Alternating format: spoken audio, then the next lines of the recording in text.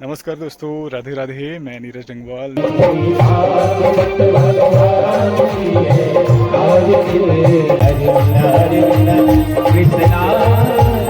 जय जय श्री राधे। नारायणं नमस्कृत्य करारविंदे निपदारविंद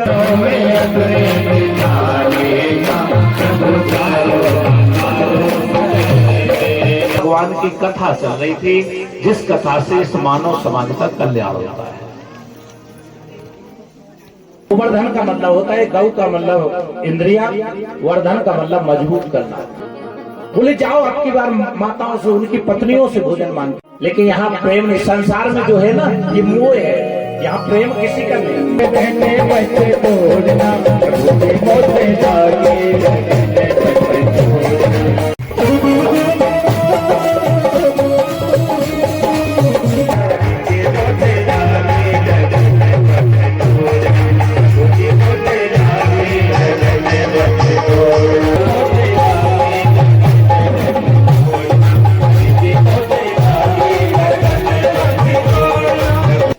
ये गोपी का मतलब होता है, गो का मतलब होता है इंद्रिया।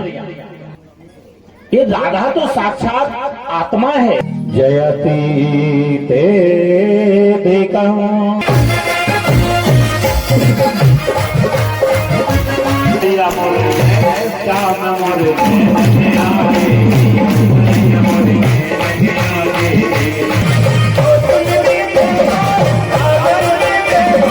कन्हैया पे इसलिए नहीं रो रही हो कि तू मुझे छोड़ के जा रहा है। मैं रो, सारे संसार को चलाने वाला वो भगवान कृष्ण आज हिलकियां मार के माँ के प्रेम में रो।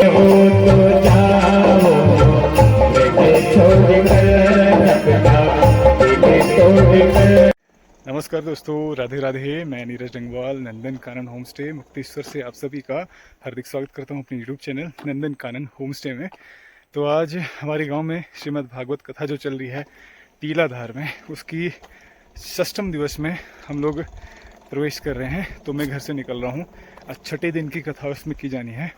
कल मैं जा नहीं पाया था, कल कुछ ज़रूरी काम पड़ गया था, जिस चक्कर में कल की कथा मिस हो गई। कल भगवान की सुंदर सुंदर मधुर बाल लीलाएँ थी, तो वो लीलाएँ मेरे से मिस हो गई। तो आज षष्ठम दिवस की कथा है, जिसमें भगवान की बाल लीलाओं से कंसवध और उसके पश्चात जो भगवान की द्वारका की लीलाएँ हैं, उन लीलाओं का वर्णन इसमें किया जाएगा।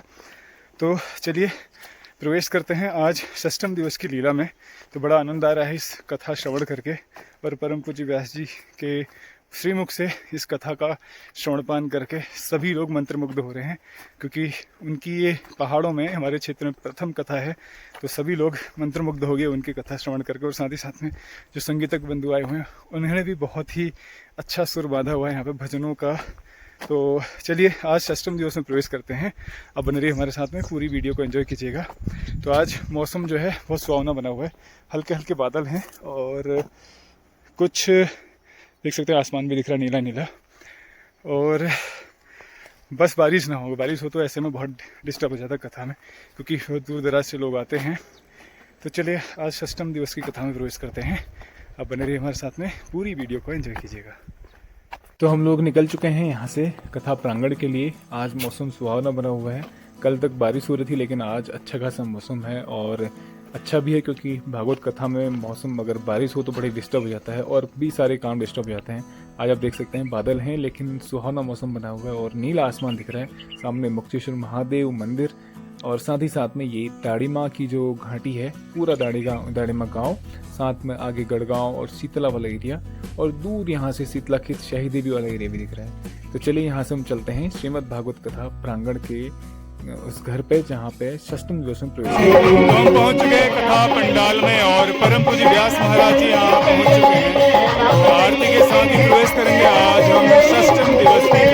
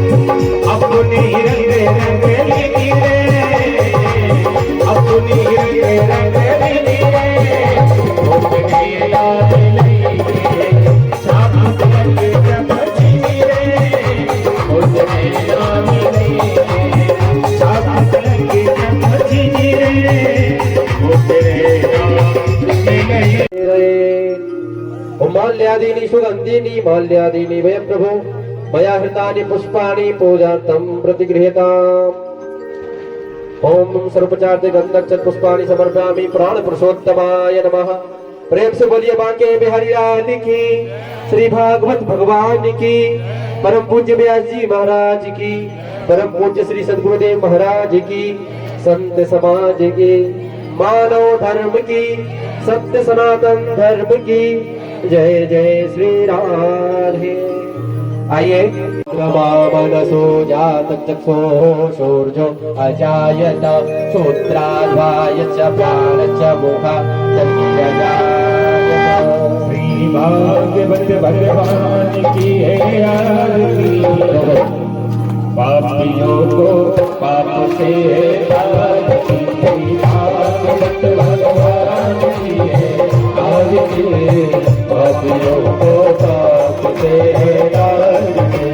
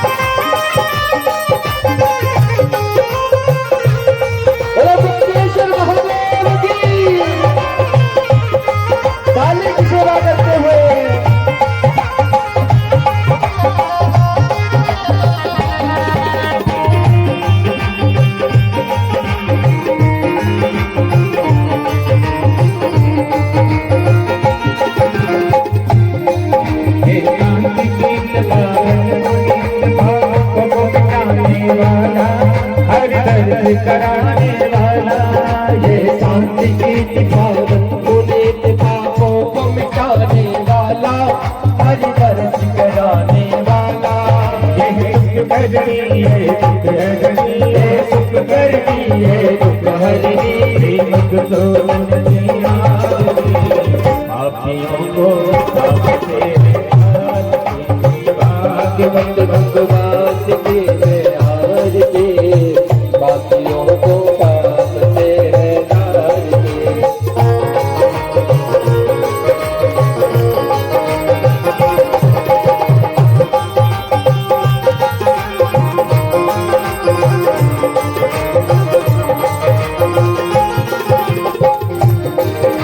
आदिपति भगवान की है आरती। बाकियों को पाप से है नारकी।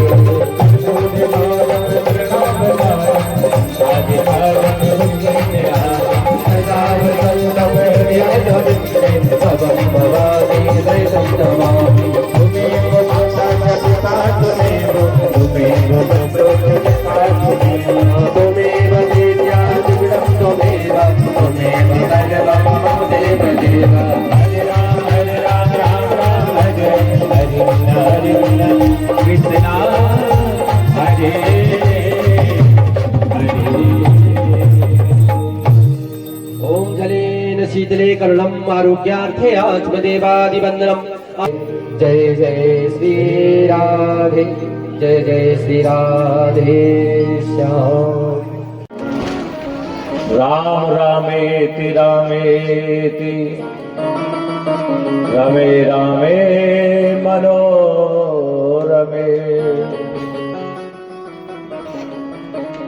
सहस्रनाम तुल्यो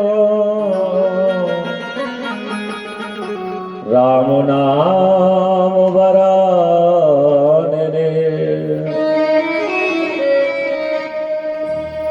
नारायणं नमस्कृत्य नरं चैव नरोत्तमम् देवी सरस्वती व्यासं ततो जयमुदीरये।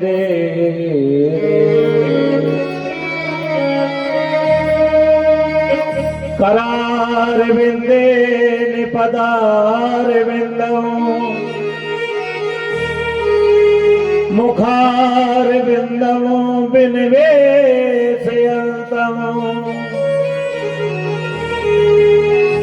वटस् पत्रस् पुटे शयनम् बालं मुकुन्दं मनसा स्मरामि। सच्चिदानंद रूपाय विश्वोत्पत्त्यादि हेतवे तापत्रय विनाशाय श्री कृष्णाय वयं नमः। जय जय श्री राधा रमण जय जय नवले किशोर जय गोपी चित चोर प्रभो जय जय माखन चोर।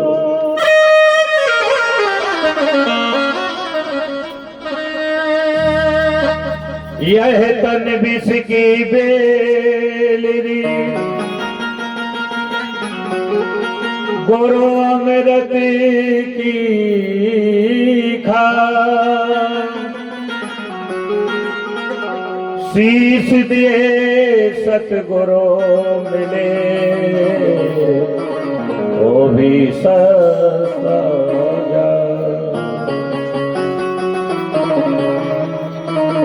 बोले सदगुरुदेव भगवान की कृष्ण कन्हैया लाल की।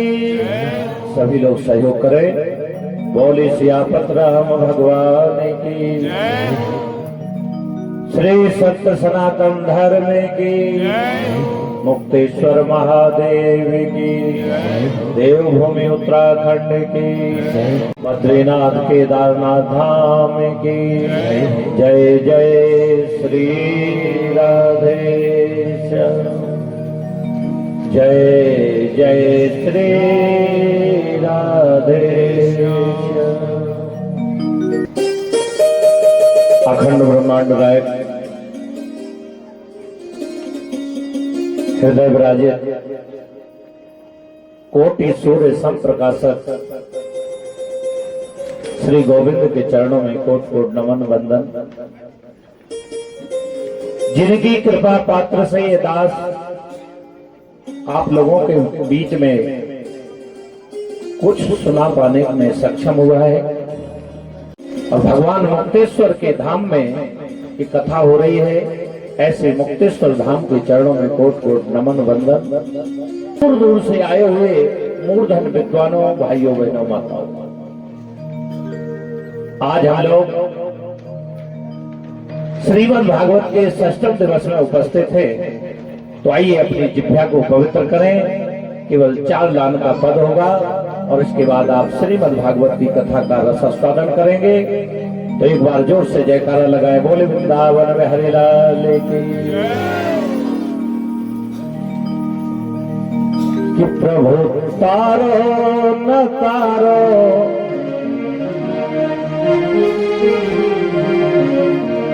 कि प्रभु तारो न तारो शरण देना। आप मुझे तारी इसकी कोई मुझे चिंता नहीं है, ना मुझे करना है। एक भक्त अपने हृदय के उद्गार बोल रहा है कि प्रभु तारो न तारो शरण देना, प्रभु तारो न तारो शरण देना, प्रभु तारो न तारो शरण देना, प्रभु तारो न तारो शरण देना, प्रभु तारो न तारो शरण देना, प्रभु तारो न तारो शरण देना, प्रभु तारो। बड़े भाव से तालियों की सेवा करते हुए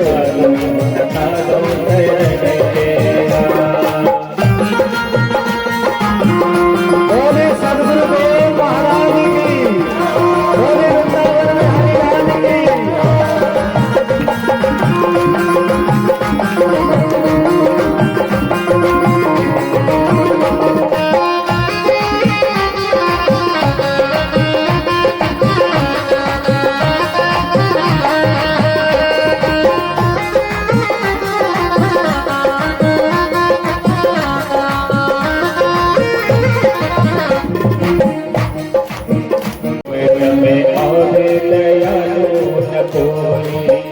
समय और दयालु न कोई, समय और दयालु न कोई, असरण जाने शरण देना, अजी असरण जाने शरण देना, प्रभु तारो न तारो शरण देना, प्रभु तारो न तारो शरण देना, प्रभु तारो न तारो शरण देना।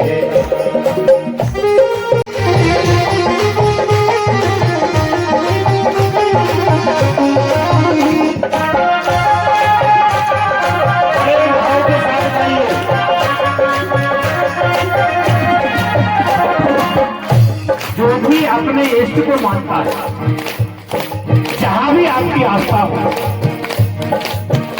क्योंकि भगवान कृष्ण कहते हैं जो जिस भाव में पूजा करता है मैं मदद करता हूं, बाकी वो अलग विषय है कि वो अविधि पूर्वक पूजन है। तो अभी जिसको जहां मानते हैं उससे प्रार्थना क्या करें? जन्म जन्म रहु शरण तिहारी, जननी जननी रहु शरण तिहारी, जन्म जन्म रहु शरण तिहारी, जननी जननी रहु शरण तिहारी, चरणों में अपने बैठा लेना, अजी चरणों में अपने बैठा लेना, प्रभु तारो तारो प्रभु तारो न तारो शरण देना, प्रभु तारो न तारो शरण देना। और भाव के साथ तालियों की सेवा के साथ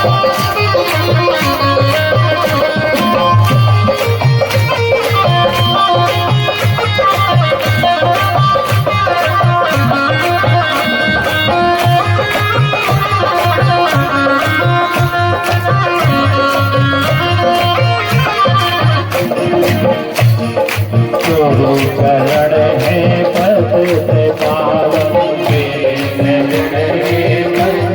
पावन, शरण है पति पावन, पति पावन, शरण है पति पावन, पति पावन, चरणों की ठोकर लगा देना, अरे चरणों की ठोकर लगा देना, प्रभु तारो न तारो शरण देना, प्रभु तारो न तारो शरण देना, प्रभु तारो न तारो शरण देना।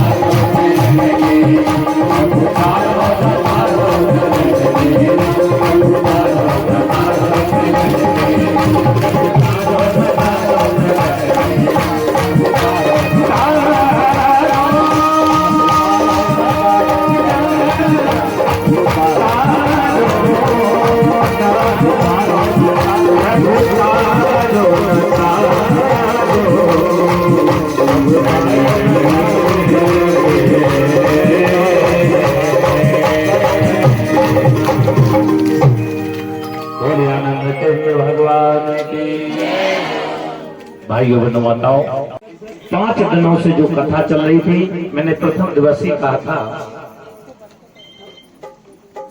कि यहां पर कथा 2 प्रकार से चल रही है, और 2 प्रकार से चलने का मतलब क्या है? एक भगवान के जीवन के चरित्र की कहानी चल रही थी और दूसरा भगवान की कथा चल रही थी, जिस कथा से इस मानव समाज का कल्याण होता है। अब कथा में तो हजारों लोग आए, परसों तो नीचे भी पूरे में भीड़ थे, बैठे थे। कथा सबने सुनी, लेकिन पूजनी भाई जी कह रहे थे अभी कि कथा सबके अंदर नहीं है, क्योंकि कथा से प्रेम तो हमारे महापुरुषों को भी होता है।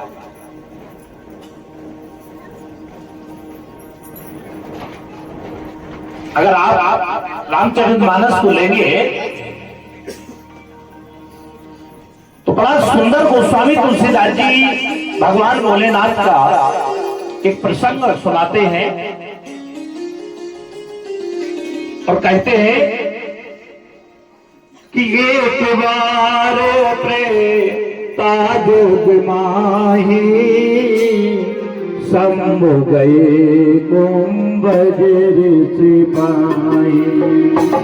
एक बार ताजुब माही शंभु गए कुंभज सिपाही।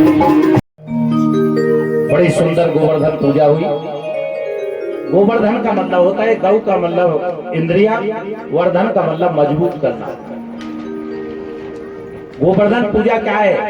अपने इंद्रियां हैं जो, उनको अगर आप मजबूत कर लोगे, भगवान की तरफ मोड़ दोगे, तो आपको कृष्ण रूप का दर्शन प्राप्त हो जाएगा और आपका जीवन बच जाएगा। इसलिए प्रभु ने गीता में कहा, इंद्र आया, उसने अपनी माफी मांगी, उसे घमंड हो गया था कि मैं बहा दूंगा। ये कथा आपने कल सुनी। प्रभु गीता में कहा कि प्राणी जब ज्ञान की परम परिणति पर पहुंचता है, ब्रह्मभूता प्रसन्नात्मा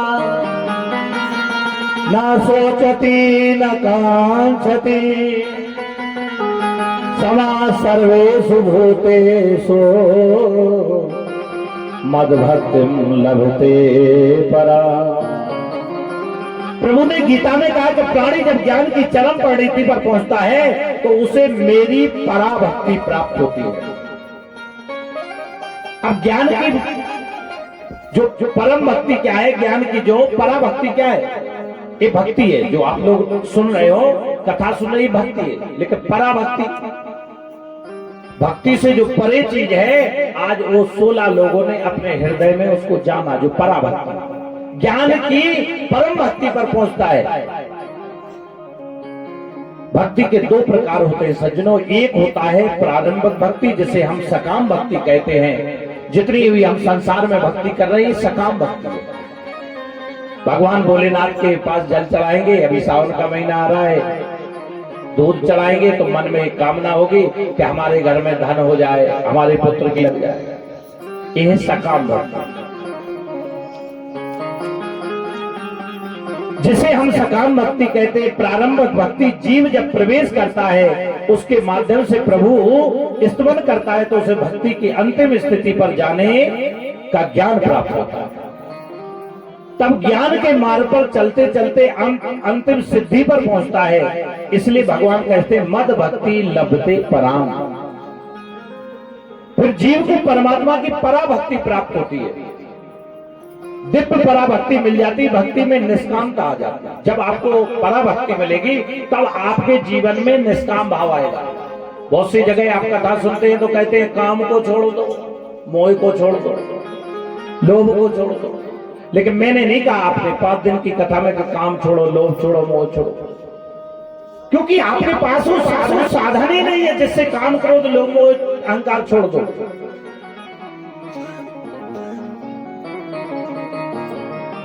भाई आपके घर में भूसा भरा पड़ा है और एक ही कमरा है, और अगर आपके पास उतना ही गेहूं आ जाए तो आप भूसा को बाहर निकाल दोगे। क्यों कब निकालोगे? जब गेहूं आ जाए। इसी प्रकार आपके पास अगर उससे कीमती चीज आ जाएगी तो आप काम, क्रोध, लोभ, मोह, अहंकार को छोड़ दोगे। ये अंधकार है। लेकिन होगा कैसे? रामचरितमानस एक ऐसा ग्रंथ है ना कि इसमें किसी भी प्रश्न का सारे उत्तर मिल जाते हैं। मोह खत्म कैसे होगा? आज संसार में हर कथाकार सुनाता है मोह को खत्म करो, लेकिन उपाय कोई नहीं बताता। मोह खत्म होगा कैसे? मैं बता रहा हूं, सुन लीजिए। गुरु वंदना में गोस्वामी तुलसीदास जी लिखते हैं कि श्री गुरु पद नखे मणिगण ज्योति और सुमिरत देव दृष्टि ये होती। श्री गुरु पद नख, गुरु कौन? गुरु कौन? वो नाम अंधकार, रू नाम प्रकाश,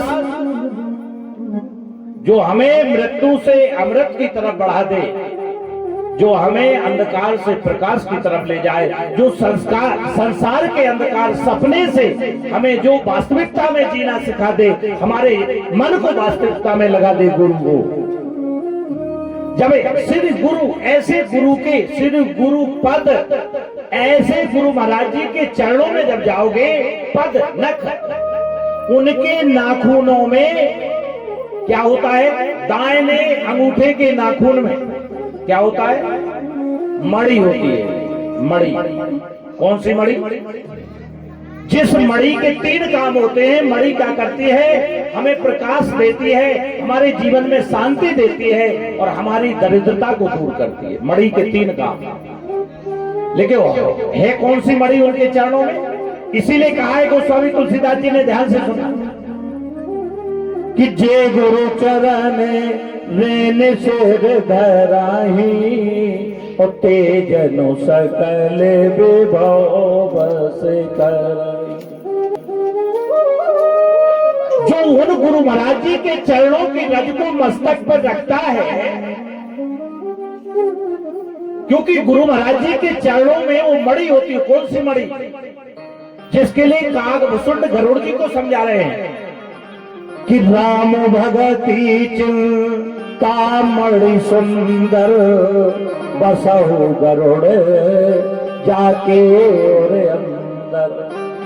वो जो भक्ति रूपी राम की मणि है, राम की भक्ति रूपी मणि वो हृदय में, वो कहां से मिलती है? तो कहा गुरु के चरणों से मिलती है। श्री गुरु पद नख मणिगण ज्योति, वो कैसी है? ज्योति है, वो प्रकाशवान। और सुमिरत, जब उसका सुमरण करोगे, किसका? उस मणि का। गुरु के चरणों में जाओगे तो मणि मिलेगी, और जब मणि मिलेगी, इसलिए भगवान कृष्ण गीता में कहते हैं, तद विधि प्रणपाते पर विस्मय सेव्या उपदेक्षति ते ज्ञानम ज्ञानी न तत्व दर्शना। जब आप ऐसे सदगुरु के चरणों में जाओगे और वो प्रकाश रूपी भक्ति मणि मिलेगी, तो क्या करोगे आप? सुमरत दिव्य दृष्टि ही होती। आप सुमरण करोगे तो आपके हृदय में जो अंधकार भरा हुआ है, तो क्या होगा? दिव्य दृष्टि आएगी। दिव्य दृष्टि, सुमरत दिव्य दृष्टि ही है हृदय। और क्या होगा? तो कहा आगे तुलसीदास जी ने, दलन खत्म हो जाएगा। दलन का मतलब समाप्त हो जाना। दलन मोह है। आपके अंदर जो मोह है वो कब खत्म होगा? जब आप गुरु के चरणों में जाओगे। ये रामचरितमानस की शुरुआत की ही चौपाई है। जैसे ही आप सोरठा समाप्त होंगे इस श्लोक के बाद, तो ये श्री गुरु पद नख मणिगण ज्योति सुमरत दिव्य दृष्टि होती। दलन मोह है, मोह खत्म हो जाएगा। दलन मोह तम सो। अब ध्यान देना, परमात्मा की भक्ति के बदले यदि हमें भोग की कामना करते हैं, मोक्ष की इच्छा रखते हैं, तो भी हमारी भक्ति श्रेष्ठ नहीं है। इसलिए परमात्मा के चरणों में जो भक्ति की जाए वो निष्काम की जाए। इस व्यास मंच से मैं कह रहा हूं, मैं आज भी निष्काम कथा कर रहा हूं, निष्काम। मैं तो एक दिन भगवान श्री कृष्ण और बलराम गाय चराते चराते यमुना किनारे पहुंचे। उनको भूख लग आई, शाम का समय था। अपने सखाओं से कहा कि जाओ और जाकर के यमुना किनारे पर कुछ ब्राह्मणों के घर हैं, वहां पर वो यज्ञ कर रहे हैं, और जाओ उनके यहां से भोजन ले आओ। अच्छा, हम यज्ञ किस लिए करते हैं? भगवान की प्राप्ति के लिए ना। वही यज्ञ का भोक्ता प्रसाद मांग रहा है कि चलो ये यज्ञ कर रहे हैं, कम से कम इनका हम प्रसाद पालेंगे, इनका कल्याण हो जाएगा। चारों वेदों के ज्ञाता है। जब वहां पर वो बालक पहुंचे, उन्होंने प्रणाम किया, तो ब्राह्मण देवताओं ने प्रणाम तक नहीं किया। बोले हाँ, क्या बात है, यहाँ क्यों आए हो? अरे बोले कि यमुना किनारे पर कृष्ण और बलराम गाय को चराते चराते आ गए, भूख लगी, कुछ भोजन दे दीजिए। बोले गंवार कहेंगे, देखते नहीं हो अभी यज्ञ शुरू नहीं हुआ, पहले यज्ञ हो जाएगा तब तो भोजन मिलेगा। गंवार कहेंगे, जाओ भागो यहां से। अब विचार करिए, भोजन किसने मंगाया है जिसके लिए हम यज्ञ कर रहे हैं? भोजन किसने मंगाया जिसके लिए हम यज्ञ कर रहे हैं, और उसी को नहीं पहचान रहे। यज्ञ भगवान कृष्ण के लिए कर रहे हैं और कृष्ण को पहचान नहीं रहे हैं। आज की भक्ति ये है। इसलिए मैं बराबर 5 दिनों से कह रहा हूं, उसको पहचानो, उसको जानो।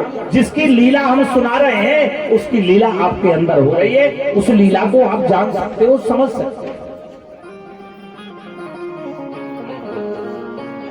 पंडित जी ने भगा दिया। इधर सखा आए तो कृष्ण भगवान ने कहा क्यों, कुछ लाए? बोले हाँ लाए तो है, अंगरा लाए, खा लो। अंगरा समझ गए? नहीं समझ गए? बुंदेलखंड और ब्रज भाषा में अंगरा का मतलब होता है जो पहले चूल्हे में रोटी बनती थी और जो कोयला बचता था, और कोयला को अंगार कहते थे, उसमें थोड़ी थोड़ी आग रहती। भगवान कृष्ण कह रहे ऐसा क्यों बोल रहे हो? अरे बोले जहां भेजा था उन्होंने प्रणाम तक नहीं किया, भोजन की तो दूर बात, और गंवार अलग कह रहे। बोले अच्छा आपकी बार जाओ तुम माताओं से मांगना, क्योंकि माताएं ज्यादा सरल होती हैं। माताएं बड़ी हृदय निर्मल होता है। अब आप देखो 5-5 घंटे कथा सुनना और यहां से जाके भोजन बनाना। अब भोजन बनाने के बाद बच्चों प्रातः काल बच्चों के टिफिन लगाना, फिर पूजन में आना, और पूजन में आने के बाद फिर जाके भोजन बनाना, और फिर कथा में बराबर समय देना। क्योंकि जितना माताओं का, शास्त्र कहते हैं माताओं का हृदय निर्मल होता है, पुरुषों की, ऐसा नहीं कह रहा हूं पुरुषों का हृदय निर्मल नहीं होता। बोले जाओ आपकी बार माताओं से, उनकी पत्नियों से भोजन मांग के लाओ। वो सखा गए। जब तक क्या था, ब्राह्मण देवता यज्ञ करने लग गए थे। अब यज्ञ में कौन उठ पाते जब तक पूरा यज्ञ नहीं हो जाए। अब की बार सखाओं ने उनकी तरफ देखा नहीं और सीधे अंदर चले गए। अब एक तरफ स्वाहा बोले, दूसरी तरफ घर तरफ देखे कि ये जा कहां रहे हैं, हमारे घर में ही घुस गए। अंदर जैसे ही पहुंचे तो माताओं से कहा कि यमुना किनारे बलराम और कृष्ण आए हैं और उनको भूख लगी। माताओं ने जैसे ये सुना, नेत्रों से जल भराया, 56 प्रकार के व्यंजन बनाए और थाल सजा करके और साथ में चल दी। अब ब्राह्मण देवता तो अंदर देख ही रहेंगे अंदर कर क्या रहे। अब माताओं ने साड़ी का पल्लू कर लिया कि देखेंगे तो रोकेंगे, इसलिए ब्राह्मण तरफ देखा ही नहीं। अब वहीं से कह रहे स्वाहा कर रहे हूं, मतलब वो कहना चाहते कहां जा रहे हो, लेकिन उनने ध्यान ही नहीं दिया। यहां पर एक अर्थ और निकलता है, अगर हम भगवान के निमित्त या भक्ति के निमित्त कुछ कार्य कर रहे हैं और कोई हमें रोकने का प्रयास कर रहा है तो उसकी तरफ ध्यान ही नहीं दो। बोले वृंदावन बिहारी लाल की, उसकी तरफ ध्यान ही दो। अपने कर्म में प्रवृत्त रहिए, अपना कर्म करिए। कौन रोक रहा है, कौन क्या कर रहा है, इससे कोई मतलब नहीं। आप अपना कर्म करते रहिए। माताएं वहां पर पहुंची। भगवान कृष्ण ने देखा तो तुरंत भगवान कृष्ण ने कहा, आहो आइए, आपका स्वागत है, स्वागत है। स्वागतम भो महाभाग आस्ताम करवाम किम यन्नो दिद्रक्षा प्राप्तम उत्पन्न मिदम हिवा। माताओं, आपका स्वागत है। आप ब्राह्मण पत्नियों को मैं प्रणाम करता हूँ। यज्ञ पत्नियां बोली, गोपाल आपके लिए हम भोग बनाकर लाए हैं, प्रसाद बनाकर लाए हैं, इसको ग्रहण करिए। भगवान कन्हैया छोटे से थे, अपनी गोद में बिठा करके और उनको 56 प्रकार के व्यंजन खिलाए। सोचिए, एक ब्राह्मण वो है कि बाल सफेद हो गए, चारों वेदों का अध्ययन कर लिया, सारे श्लोक याद कर लिए, लेकिन भगवान के प्रेम को नहीं समझ पाए। और एक माता है वो है जिन्होंने वेद का मुख तक नहीं देखा, और आज वो कृष्ण को गोदी में बैठा करके भोजन करवा रहे हैं। एक माता है वो, भक्ति में बड़ी सामर्थ्य है, क्योंकि माताओं में भक्ति का अंकुर जो है वो जमा हुआ था।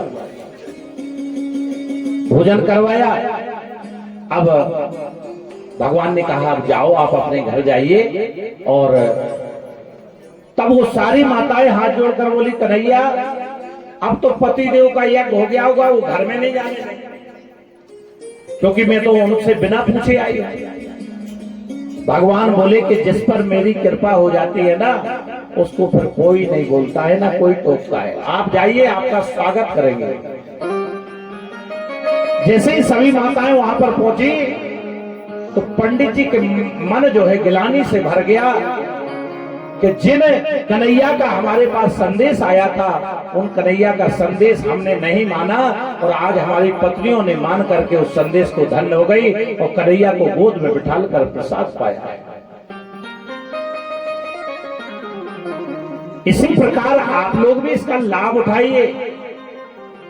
और जैसे ही ब्राह्मण पत्नियां वहां पर पहुंची तो ब्राह्मण देवता बोले कि धिग जन्म नस्त्र विद्य विद्या धिग बहोगता धिग कुलम धिग क्रिया दाक्षम विमुखा में तो दोक्षजे।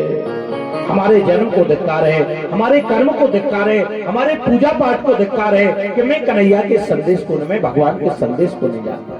आप लोग महान हैं देवियों, आपके मुझे लगता है आपके चरणों में प्रणाम करूं, क्योंकि आपने भगवान को खुद गोदी में बिठाल करके भोजन लगाया है। ये प्रेम की बात है।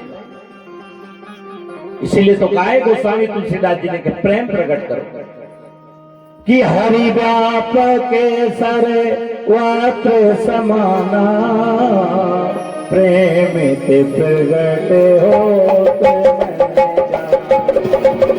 हरि व्यापक सर समाना प्रेमित प्रगट होते श्री राम जय राम जय जय राम श्री राम जय राम जय जय राम। इसलिए कर्मकांड कितना भी कर लीजिए, जब तक आपके अंदर प्रेम पैदा नहीं होगा, जब तक गोविंद का मिलना बहुत कठिन है।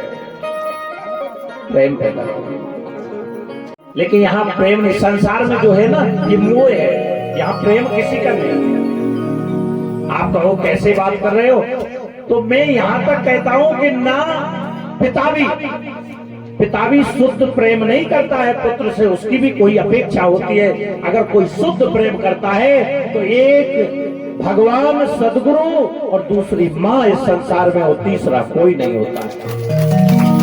हरि लागी लगने मत तोड़ना। एक बार सभी जयकारा लगाएंगे, दोनों हाथ खड़े करेंगे, जय बोले गुरुदेव महाराज की। अरे लागी लगने मत तोड़ना, ओ लागी लगने मत तोड़ना, मोटे मोटे लागे लगने मत तोड़ना, मोटे लागे लगने मत तोड़ना।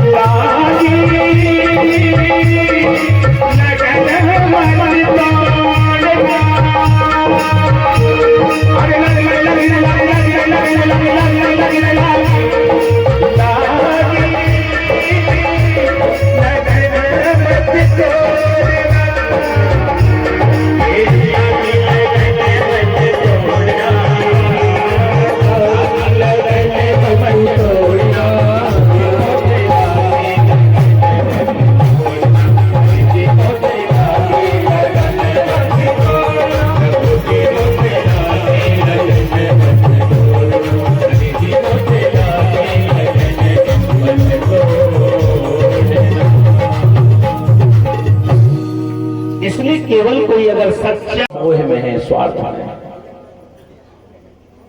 और देखिए लगन किसकी लगी, नहीं तो यहाँ तो सब क्या, तो आजकल लोग नाच करके और रास का प्रसंग, गोपी प्रसंग सुना देते हैं। ये जीव और परमात्मा के मिलने का प्रसंग है, और इसको हरिदास के शब्दों में जब जानोगे तब पता होगा कि ये रास है क्या। आजकल आप कथाओं में देखते हो, नचवाया, सूरज नाचे, चंदा नाचे, नाचे तारागण, मन मेरो बन गए सखीरी पावन वृंदावन। महारास है क्या? ये जीव और परमात्मा के मिलन होता है जब, तो परमात्मा भी प्रसन्न होता है, जीव भी प्रसन्न होता है, क्योंकि कई युगों युगों से ये मन जो है पिछड़ा हुआ है। और गोपी क्या है? ये गोपी का मतलब होता है, गो का मतलब होता है इंद्रियां, पी का मतलब पिया, जिसने अपनी इंद्रियों को बस में कर लिया, या फिर ऐसा कहे कि जिसने एक एक इंद्री से कृष्ण नाम का रस पिया, आंखों से केवल अपने इष्ट का दर्शन किया, कानों से केवल उसकी चर्चा सुनी, मुख से केवल उसका गान गाया, और हाथों से केवल उसके लिए कर्म किया, पैरों से केवल उसके लिए चले, ये है गोपी। इसलिए सुखदेव जी महाराज बड़ा सुंदर कहते हैं कि गोभी इंद्रिय कृष्ण रसम पिबती, जो दिन रात कृष्ण नाम का रस पीती है वो है गोपी।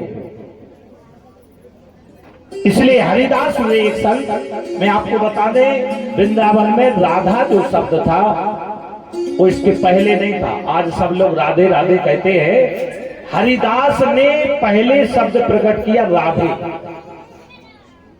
और रात दिन राधे राधे शब्द का गान करते थे। इसलिए आज वृंदावन में चारों तरफ राधे राधे हो गया, क्योंकि श्रीमद् भागवत में, पूरी भागवत में राधे शब्द कहीं नहीं, राधा नाम ही नहीं। राधा नाम पूरी भागवत में नहीं, 18,000 श्लोक में कहीं आपको राधा नाम नहीं मिलेगा। लेकिन राधा नाम आया कहां से?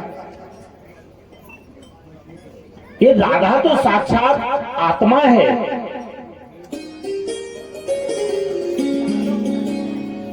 इसलिए बड़े सुंदर शब्दों में हरिदास ने लिखा कि अगर महाराज के प्रसंग को समझना चाहते हो तो उन्होंने बड़ी 4 पंक्तियां लिखी कि प्रथम सुमरिये भागवत। अगर आपको महाराज का आनंद लेना है, गोविंद से मिलना है, कि प्रथम सुमरिये भागवत भक्त भगवत बानी, और द्वितीय आराधे भक्ति व्यास नौ भांति बखानी, तृतीय करे गुरु समझ। अगर आपको गोपी बनकर के कृष्ण मिलना है तो हरिदास की इन पंक्तियों को हृदय में उतारना पड़ेगा कि तृतीय करे गुरु समझ दक्ष सर्वाग्र रसीलो, और चौथे होए विरक्त बसे बनराज बसीलो, पांचे भूले देह सुध चव छठे भावना रास की, और सात पावे रीत रस सुस्वामी हरिदास की। व्यास जी कहते हैं कि 9 भक्ति वर्णन किया, उसकी आधार पर जीवन यापन करें। तीसरी बात है कि गुरु श्रेष्ठ बनाएं। अगर आपको गोविंद के साथ नाचना है, गोविंद से मिलना है, तो आपको गुरु श्रेष्ठ बनाना पड़ेगा। 5वीं बात है कि देह की शुद्धि बिसर जाए, तब छठी भावना व्यक्ति की रास का अधिकारी होता है। चलते फिरते उठते बैठते प्रत्येक परिस्थिति में जो कृष्ण नाम का गान करे, जो कृष्ण रस को पिए। पिया जो है कौन है? भगवान राम 14 वर्ष के लिए वन में गए। मेरे रघुवर जब दंडक वन से निकले तो दंडक वन में वास करने वाले जितने भी दाढ़ी वाले संत थे, उन संतों ने राम के सौंदर्य को देखा और उनके मन में यह भावना जागी कि हम लोग भी स्त्री रूप होकर इनकी सेवा करें। कौन है ये गोपी? ये गोपी संत है जो त्रेता में नहीं मिल पाई। जो संत त्रेता में प्रभु राम से नहीं मिल पाए, उनके मन में भावना आई कि क्यों ना अगर हम स्त्रियां होते तो इनकी सेवा करते। जागी रही भावना जैसी प्रभु देखी मूरत। उनके मन में भावना, वही त्रेता के दंडक वन में रहने वाले संत आज गोपी बन के आ गया। इतना ही नहीं, समुद्र मंथन के समय जब मंदराचल पर्वत नीचे की ओर धंसने लगा तो मस्त कन्याएं जितनी थी और भगवान के कच्छप रूप को देखकर के मोहित हो गई और बोले कि अगर हे प्रभु आप के साथ हम लीला करेंगे तो कैसा रहेगा। वो सारी कन्याएं जो है आज गोपी बनकर के ब्रज में हैं। इतना ही नहीं, हमारे 4 वेद हैं, ऋग्वेद, यजुर्वेद, सामवेद और अथर्ववेद। चारों वेदों में 3 कांड है, ध्यान देना। कौन कौन कांड? ज्ञान कांड, उपासना कांड और कर्म कांड। अब ध्यान देना, आज सारा संसार कर्म कांड के मंत्रों में लगा हुआ है, उपासना और ज्ञान कांड के मंत्रों को ध्यान ही नहीं देता। ध्यान से सुनिए, बोले कृष्ण कन्हैया लाल की। 80,000 मंत्र हैं कर्म कांड के। कितने हैं? अब 80,000 मंत्र से आगे बढ़ता ही नहीं व्यक्ति, उसी कर्म कांड में फंसा रहता है। 16,000 मंत्र हैं उपासना कांड के। उपासना क्या है? उप समीपे वासा, परमात्मा के समीप जाना ही उपासना है। और जो मंत्र, जो श्लोक हमें भगवान के पास भेजते, वही उपासना मंत्र है। परमात्मा के समीप चले जाने का नाम उपासना है। इसलिए जितनी गोपियों के अलग अलग विभाग हैं, एक कोई सुरती रूपा है, कोई मुनि रूपा है, कोई साधन सिद्धा है, कोई सोम सिद्धा है, कोई दैत्य कन्या है, कोई मस्त कन्या है।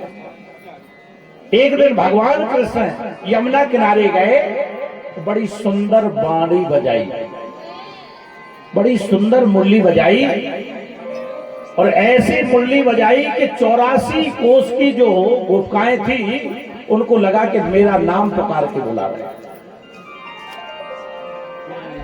जो गोपी जिस कार्य को कर रही थी उसको वहीं पर छोड़ करके और तुरंत यमुना किनारे दौड़ जी एक एक गोपी का वर्णन कर रहे हैं। आप प्रेम देखिए और लगन देखिए। एक गोपी अपने पति को, ऐसा नहीं उनके पति नहीं थे, उनके पति थे। एक गोपी अपने पति को भोजन परोस रही थी। उसने शक्कर मांगी, वो नमक पटक के दौड़ लगा गया। एक गोपी ने केवल लहंगा भर पहना था, साड़ी पहनी थी। वो लहंगा, जैसे ही मुरली की आवाज सुनी, वो उसी लहंगा पहन के दौड़ लगा गई। लगन है। सारी गोपिकाएं जो कर रहा था, एक एक आंख में काजल लगाया, दूसरे में लगाई नहीं पाई, दौड़ के यमुना किनारे। लाखों लाख गोपी यमुना किनारे पहुंच गई। यहां भी तो 6 दिन से भगवान कृष्ण की बांसुरी बज रही है। कि बांसुरी तो है, विचार करिए। ये कृष्ण कथा क्या है? भगवान कृष्ण की बांसुरी तो है। कितने लोग सुन करके आ रहे होंगे। बहुत से लोगों से कुछ लोग कहते होंगे भैया आए क्यों नहीं, क्या करें हमारा व्यापार था।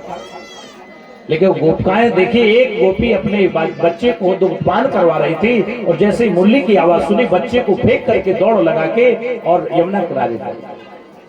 एक गोपी दौड़ लगाने लगी तो उसके पति ने क्या, बड़ी कन्हैया वाली बनी है, हाथ पकड़ा और उसे कमरे में बंद कर दिया, बाहर से ताला लगा दिया। अब गोपी ने कहा कि तुम्हें मेरे शरीर से प्रेम है ना।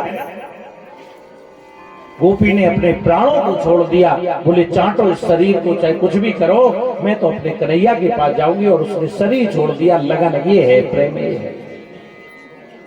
जैसे लाखों लाख गोपी वहां पहुंची तो भगवान कन्हैया बोले यहाँ पर क्यों आए हो? अच्छा, ये यमुना किनारा देखने आए हो ना। क्योंकि भगवान पहले पास बुलाता है और फिर देखता है कि मजबूत है कि नहीं। केवल आ तो नहीं गया प्रभाव में, भाव बना। क्योंकि आजकल प्रभाव ज्यादा चलता है, थोड़ी सी देर मिले प्रभाव आ गया और आप उसके प्रभाव में। क्योंकि जब तक आपके मन में प्रभाव रहेगा वो प्रभाव टूट सकता है, लेकिन भाव नहीं टूटेगा। इसलिए भाव बनाइए, प्रभाव नहीं।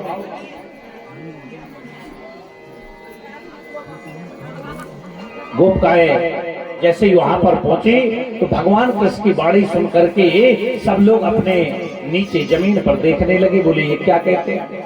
हम तो अपने पति छोड़ के आए, बच्चे छोड़ के आए, और हमसे पूछ रहे आए क्यों? भगवान कृष्ण कहते हैं कि तुम्हें आना नहीं चाहिए था, गलत किया, क्योंकि कोई अपने पति को छोड़कर के परपति के पास आता है। अब तो गोपियों के लिए ये जो शब्द है वो बाणों की तरह लग रहे हैं। भगवान कृष्ण सुना रहे हैं कि पतिव्रत धर्म की ताकत क्या होती है, तुम्हें पता है? अब देखिए शास्त्रार्थ हो रहा है किसके बीच में? भक्त और भगवान के बीच। वो गोपिकाएं भी साधारण नहीं थी, वो भी भक्त थी। भगवान कृष्ण बोले कि तुम्हें मेरे पास बिल्कुल नहीं आना चाहिए था। क्यों? एक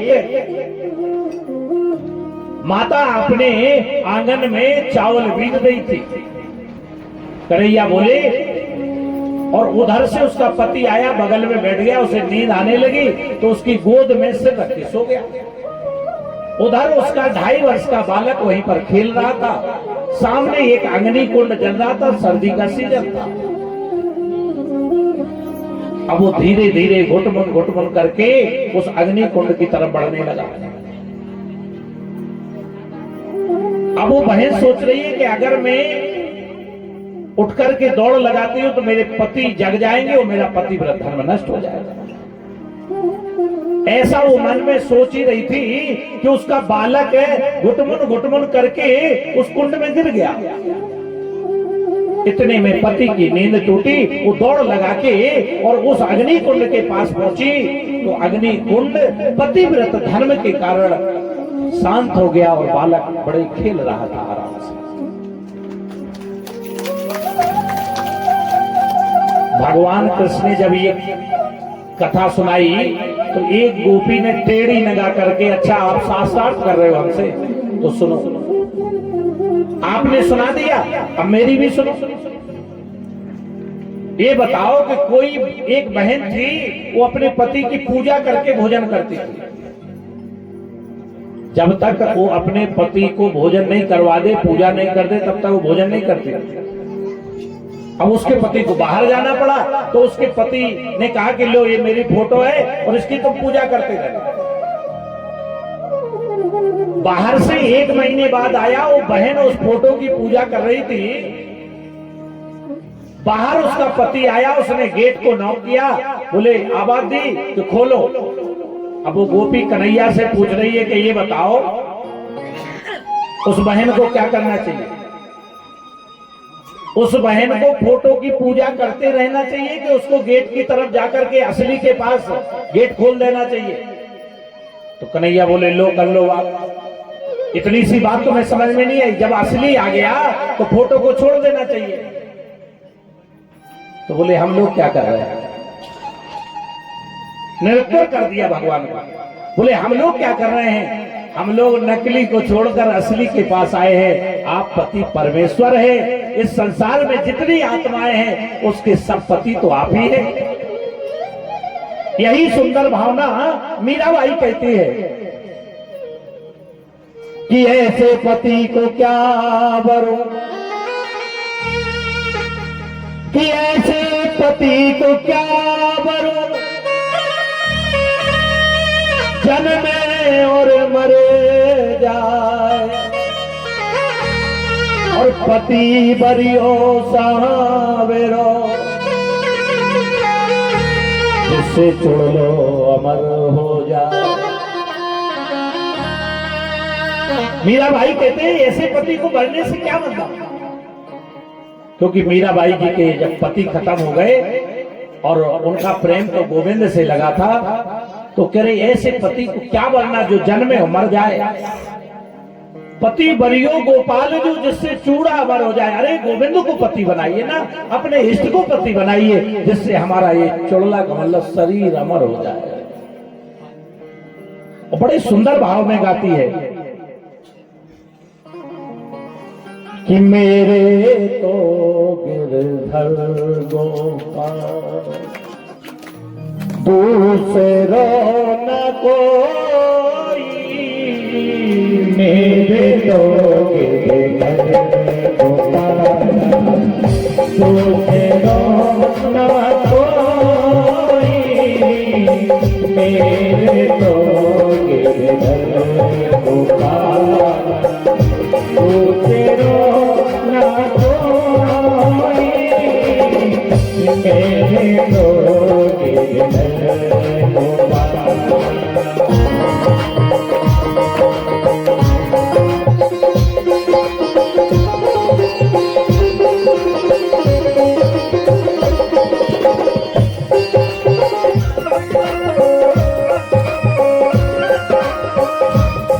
जाके सिर मोर मुकुट मेरो पति सोई जाके सिर मोर मुकुट मेरो पति सोई आंसुअन जल सींच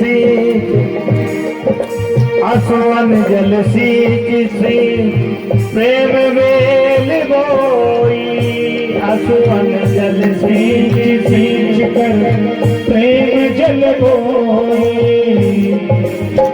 अब तो बेल फैल गई अब तो बेल फैल गई अमृत फल होई मेरे तो गिरधर गोपाल तू तेरा ना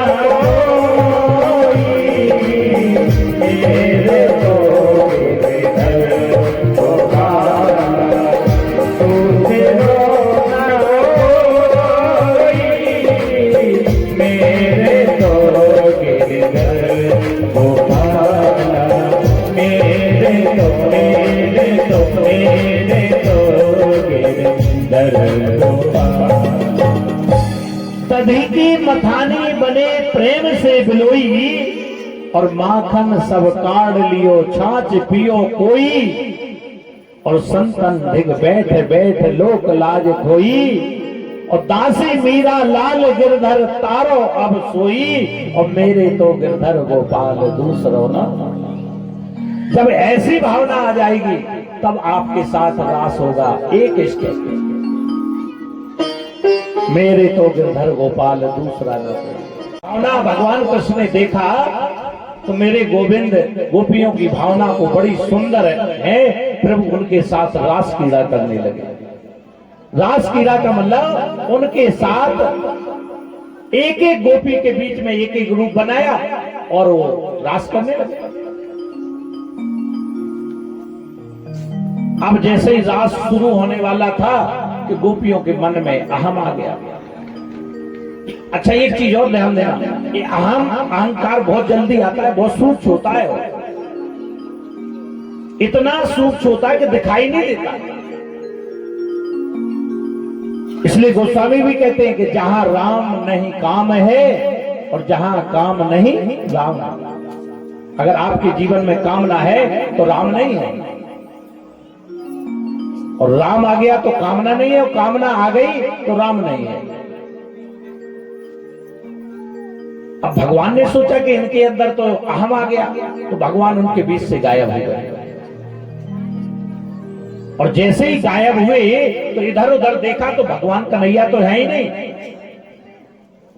जो एक सेकंड भी कन्हैया के बगैर नहीं रह सकता है वो भाव विभोर होकर के रोने लगी, गाने लगी, और पृथ्वी से पूछे, वृक्षों से पूछे कि मेरे कन्हैया को देखा। पीपल से पूछे कि तुम्हें तो सारा संसार मानता है कि आपने कन्हैया को देखा।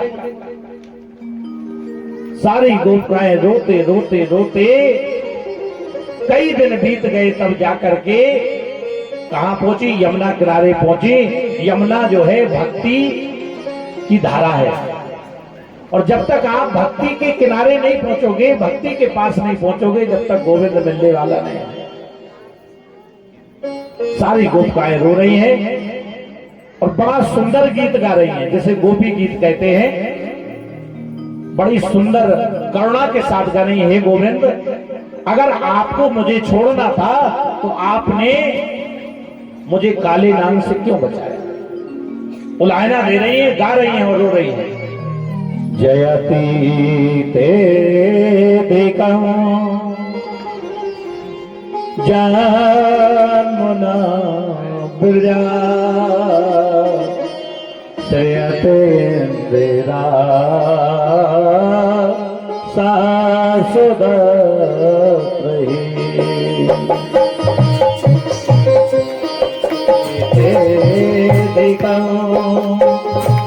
जामुना दुर्जा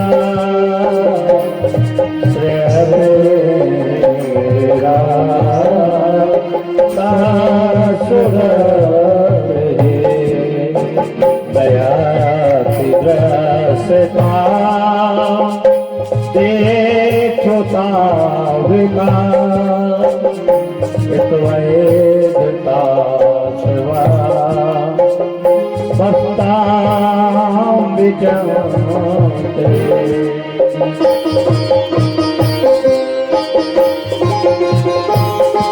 बड़े भाव से गाइए। और एक बात और है, अगर आपने जीवन में गोपी गीत को याद कर लिया, अगर भाव से गा दिया, तो आपके शरीर में एक अलग अनुभव होगा। क्योंकि ये गोपी गीत है ना, जो ये ब्रह की पराकाष्ठा है। बड़े सुंदर भाव में गोपिकाएं गा रही हैं।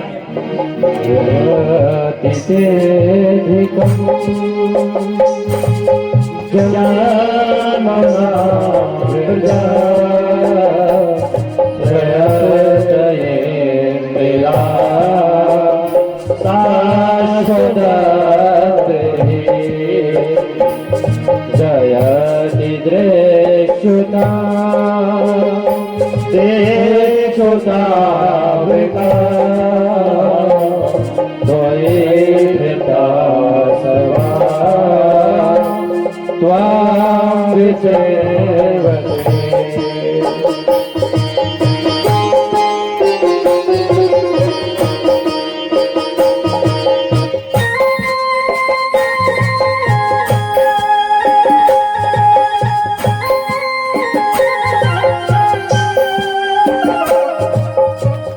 ये गोपी गीत बड़े सुंदर भाव में कर रही है। प्रभु जयति ते विधम जन्म ना ब्रजा, कह रहे हे गोविंद, आपको जन्म की वजह से हम ब्रजमंडल स्वर्ग से भी बढ़कर मानते हैं। जयति ते विधम जन्म ना ब्रजा श्रेय इंद्राम सत्सोदत रही। इंद्रा लक्ष्मी भी ब्रज में वास करने के लिए तरसती हैं। सौभाग्य से हमें वास मिला।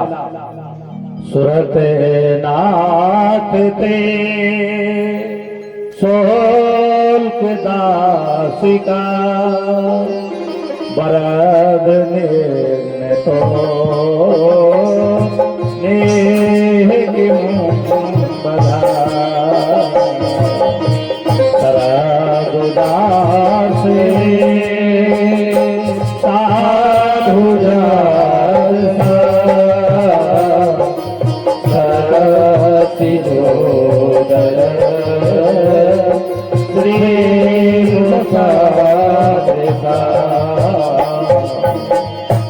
गोपियां कहती है, अगर इसी तरह हमें ब्रह में जलाना था तो काले नान के विषैले जल से क्यों बचाया। हम सारा संसार छोड़ के आपके चरणों में आए, पति को छोड़ा, पुत्रों को छोड़ा, इस सहारे से कि आपके चरणों का सहारा मिलेगा और आपके पास आए तो आप भी हमसे दूर चले गए।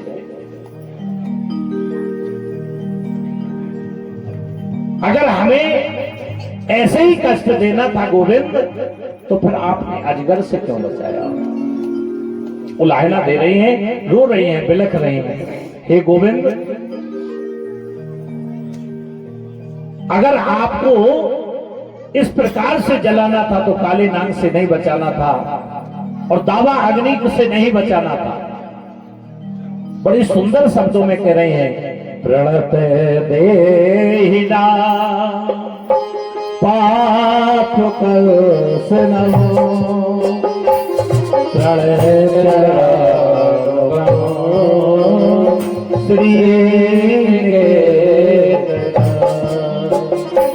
हे गोविंद, प्रणत देहि नाम, कैसा सुंदर भाव है। जो शरणागत है उनके संकट को दूर करने वाले आपके चरण हैं। आपके चरण कैसे? भक्तों के संकट को दूर करने वाले। पापों का चरण जो है आकर्षण करते हैं, पेड़ों का चरणों करने वाले जो गाय हैं उनका अनुगमन आपके चरण करते हैं। लेकिन हम इसलिए नहीं रो रहे हैं कि आप हमसे दूर चले गए। अरे रो तो इसलिए रहे हम कि एक बार पता है ना आपको, अब जब आप माखन चुरा के भागे थे ना, तो आपके पैरों में छाले पड़ गए थे, धूप का समय था, और आपके चरणों में मेरा हृदय है, इसलिए आपके चरणों में कांटे चुभते हैं, तो मेरे हृदय में वो कांटे लगते हैं। मैं इसलिए आपसे कह रही हूं कि हे गोविंद, आप वापस आ जाइए, क्योंकि आपके चरण जो है मेरा अनुकरण करते हैं।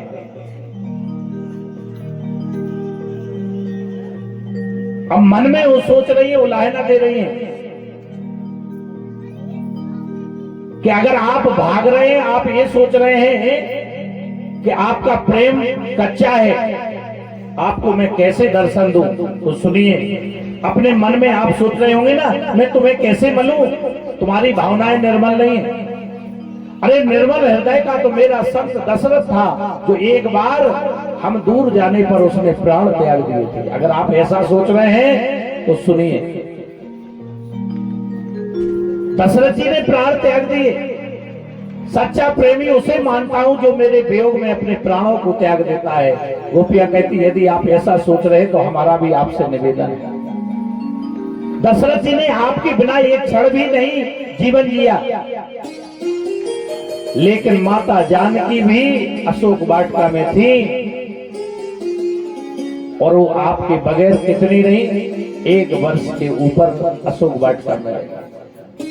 हनुमंत लाल को गले लगाकर राम ने रोते हुए कहा, हनुमान, जानकी मेरे वियोग में जीवित कैसे है? उनका तो प्राणांत हो गया होगा। तो हनुमान जी बोले, प्राण तो निकलने को राजी है, लेकिन एक चीज है, नाम बाहिरु दिवस निस ध्यान तुम्हार कपाट, और लोचन निज पद जंत्र प्राण जाए के बाट। जानकी जी के प्राण निकलने को तैयार है, लेकिन आपका ये नाम रूपी पहरेदार है ना, जो वो प्राणों की रक्षा करता है। माता जानकी के प्राण जब पहरेदार धक्का देकर निकलना चाहते हैं, तो आपका ध्यान रूपी द्वार लग जाता है और प्राण वहीं पर छिप के रह जाते हैं। गोपियां कहती है, बिल्कुल यही परिस्थिति गोविंद हमारी है। तब कथा मृतम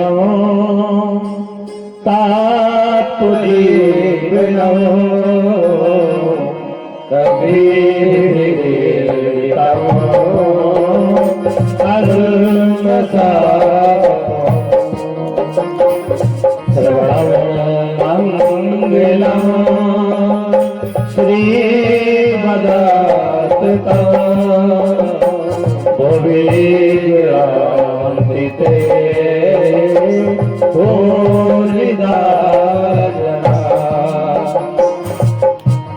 आपकी कथा तब कथा मृतम, आपकी कथा जीवन को अमर बनाती है, अमर तत्व प्रदान करती है, तमोगुण को दूर करती है।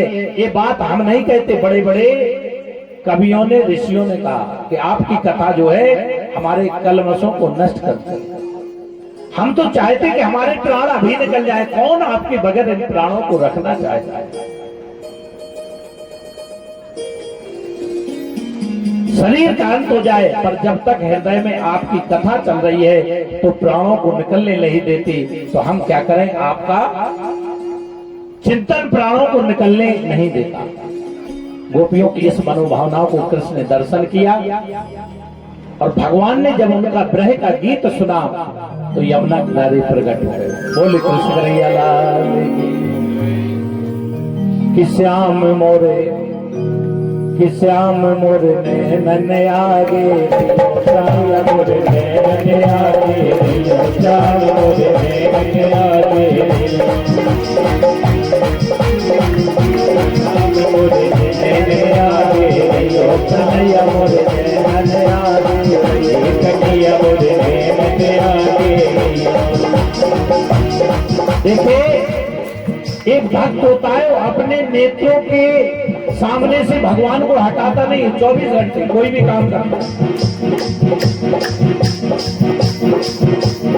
और क्या कहते, मेरे मोहन मेरे कन्हैया, मेरे मोहन मेरे कन्हैया, सब दर जोड़ मेरे दर आई, सब दर जोड़ मेरे दर आई, मेरे मोहन मेरे कन्हैया, सब दर जोड़ मेरे दर आई, मेरे मोहन मेरे कन्हैया, सब दर जोड़ मेरे दर आई, मेरे मोहन मेरे कन्हैया, मेरे मोहन मेरे कन्हैया, सब दर छोड़ तेरे दर आई, सब दर छोड़ तेरे दर आई, शरण पड़ेगी लाज रखो प्रभु, पड़ेगी लाज रखो प्रभु, शरण पड़ेगी लाज रखो प्रभु, शरण पड़ेगी लाज रखो प्रभु, सबके हाथ रख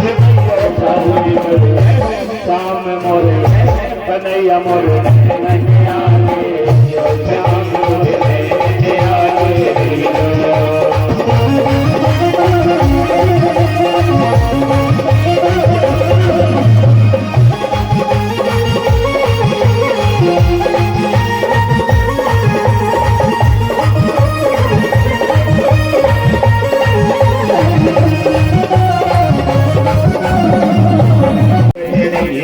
कोई नहीं है मेरा भैया, कोई नहीं है मेरा भैया, सागर में जीवन नैया, कोई नहीं है मेरा भैया, सागर में जीवन नैया, कोई नहीं है मेरा भैया, सागर में जीवन नैया, कोई नहीं है मेरा भैया, सागर में जीवन नैया, कोई नहीं है मेरा भैया, कोई नहीं है मेरा भैया, कोई नहीं है मेरा भैया, अब की फेर कब डूब न जाओ, अब की फेर कब डूब न जाओ, अब की फेर कब डूब न जाओ, अब की फेर कब डूब न जाओ, तुम ही पार लगी हो प्रभु मोरे, श्याम मोरे कन्हैया मोरे कन्हैया रे, कन्हैया मोरे कन्हैया रे, श्याम मोरे कन्हैया रे। पहले हाथ की तालियों की सेवा के साथ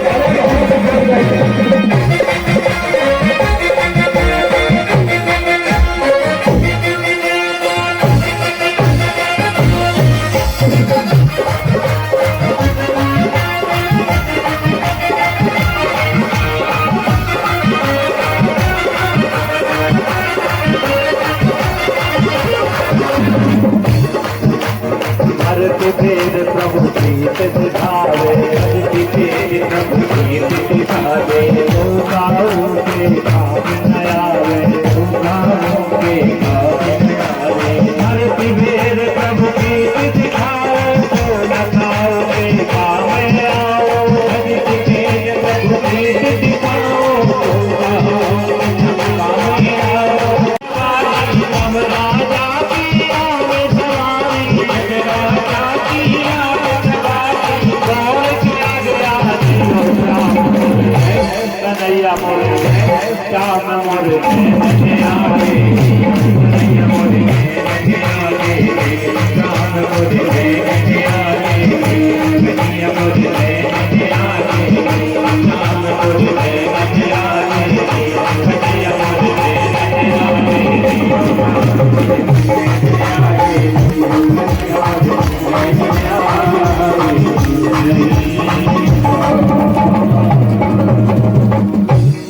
सारे गोपियों के जान आ गई और महारास होने लगा। एक एक गोपी के लिए एक एक रूप बनाया। भगवान भोलेनाथ को पता चला कि महारास हो रहा है। भगवान भोलेनाथ भी सजने लगे। उधर पार्वती सज के बाहर निकली। बोले कहाँ जा रहे हो स्वामी, आप कहाँ जा रहे हो? बोले जब बचपन में आप दर्शन करने के लिए गए थे तब मैंने तो नहीं पूछा था आप कहाँ जा रहे हो। बोले आज मैं कृष्ण भगवान की लीला में जा रही हूँ, वहां महारास हो रहा है। बोले देवी हमें भी ले चलो। बोले आपका कोई काम नहीं, वहां स्त्रियों की लीला है। अरे बोले अगर भगवान की लीला देखने के लिए या दर्शन करने के लिए स्त्री बनना पड़े तो कौन सी बड़ी बात है। भगवान भोलेनाथ ने भी पार्वती जी की तरह साड़ी पहनी। अरे भाई अगर साड़ी पहनने से गोविंद का दर्शन मिल सकता है तो पहन लीजिए, कौन सी बड़ी बात है। साड़ी पहने बढ़िया। अब सांप को कहां ले जाए तो गले में, अपने कमर में सांपों को बांधा, बिच्छू लटकाए चले गए। वहां जैसे ही पहुंचे, महाराष्ट्र में जैसे ही पहुंचे तो कन्हैया ने पहचान लिया। बोले धन्य महादेव, आप भी। सूरज आ रहे, चंद्रमा आ रहे हैं, सब देवी देवता आ रहे हैं। तभी आज अगर आप ब्रज में जाओगे तो उनका नाम पड़ गया महादेव का गोपेश्वर। वो गोपी के रूप में गए थे। आज भी वहां अगर आप दर्शन करने जाओगे तो कानों में भाला पहने हुए हैं और पूरा स्त्री के भेष में वहां पर उनका स्वरूप है।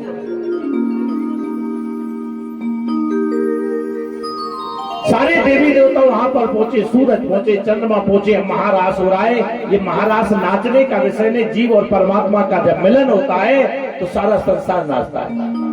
हमारे राकेश भाई बड़ा सुंदर गीत गाते हैं, इसको हम लोग भी महारास का आनंद ले, क्योंकि ये कृष्ण कथा है, आनंद की कथा है, तो हम भी आनंद ले। रास रचो है महारास रचो है, यमुना किनारे रास रचो है, रास रचो है महारास रचो है, यमुना किनारे रास रचो है। ये यमुना किनारे द्वापर में हुआ था, तो हम कथा में कह रहे हैं। और ये महारास आज डंगवाल परिवार के घर पे रचा हुआ है। तो भगवान कृष्ण अपनी गोपियों के साथ यहाँ पर आए हुए हैं और यहाँ पर महारास चल रहा है। तो हम लोग महारास में भक्त होता है, वो कहना नहीं पड़ता नाचो, तो अपने आप नाचता है जैसे गोविंद से लगन है।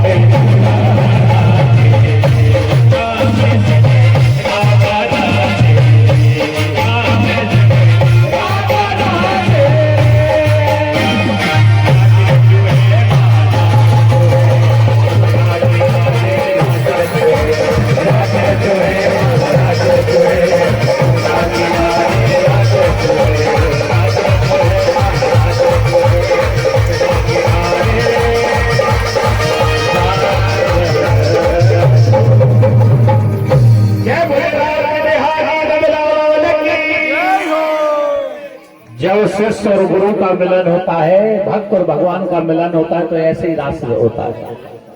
सूरज नाच रहा है, चंदा नाच रहे हैं, देवी देवता नाच रहे हैं, ब्रह्मा उमा रमा ब्रह्माणी सब नाच रहे हैं। ये जो महारास की कथा है, काम पर विजय प्राप्त करने की कथा है। बताओ, जिस रास लीला को सुनने का मन है, काम निकल जाए, वो स्वर्ग काम लीला कैसे हो सकती है? सारी कामनाएं समाप्त हो जाती हैं जो इस महारास को सुनता है। परीक्षित के मन में संदेह दूर हो गया, गोपियां अपने घर को प्रस्थान कर गई, भगवान ने मानो मोक्ष का मार्ग प्रशस्त कर दिया हो। गोविंद ब्रजवासियों के बस में हैं, इनका प्रेम इतना अगाध है कि ब्रजवासियों के प्रेम के सागर में ब्रह्मा भी गोता लगा रहे हैं, शंकर जी भी गोता लगा रहे हैं, भगवान विष्णु भी गोता लगा रहे हैं। एक विचित्र बात, यहाँ गोविंद से मिलना भी है, गोविंद से मिलने की आकांक्षा भी है, तो गोविंद के प्रति आशीर्वाद का भाव भी है। हमारे लाला प्रसन्न रहे, हमारे गोविंद आनंदित रहे, ये भी गोपिकाएं कह रही। आज सबने बहुत सुंदर दुर्गा जी का अनुष्ठान किया, सभी ब्रजवासियों ने अंबिका मंदिर में गए और हमारे लाला आनंदित हो रहे। यहाँ के लिए दुर्गा जी की स्तुति की और माँ दुर्गा के चरणों में वंदन किया। नंद बाबा के चरण को किसी अजगर ने पकड़ लिया और कृष्ण के चरणों का स्पर्श लगते ही उसका भी कल्याण हो गया। कंस के पास तो एक ही ताक थी कि कृष्ण को मारा कैसे जाए। उसके मन में तो एक ही था कि मैं कृष्ण को कैसे मारूं। अनेक राक्षस भेज रहे, सब मर गए।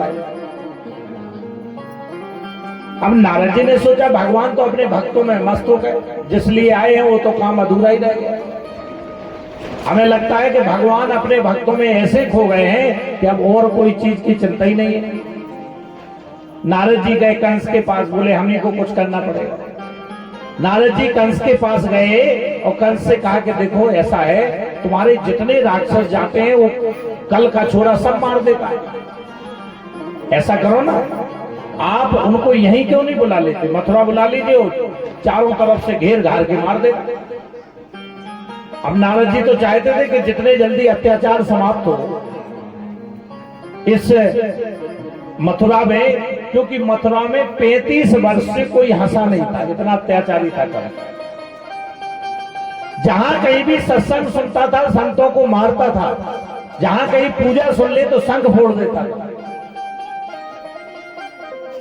चारों तरफ अधर्म का बोलबाला था, किसी माँ बहन का सम्मान नहीं बचा था। जाएंगे कैसे आएंगे, बोले किसी को भेज दो। बोले कौन जाएगा, बोले अक्रूर को बुलाओ, क्योंकि अक्रूर उनको भगवान मानते, भक्ति करते, वो बुलाने जाएंगे। अक्रूर को बुलाया गया, अक्रूर मना थोड़ी कर सकते। अक्रूर जी जानते थे कि अत्याचारी शासक है और अगर मना किया तो ये मार देगा, लेकिन मन में एक डर भी था कि कहीं मैं कन्हैया को लाया, बलराम को लाया, ये मार देगा तो मैं अपने आप को कभी माफ नहीं कर दूंगा, क्योंकि भ्रम था। साकार रूप में प्रतिक्षण भ्रम होता है, ध्यान देना।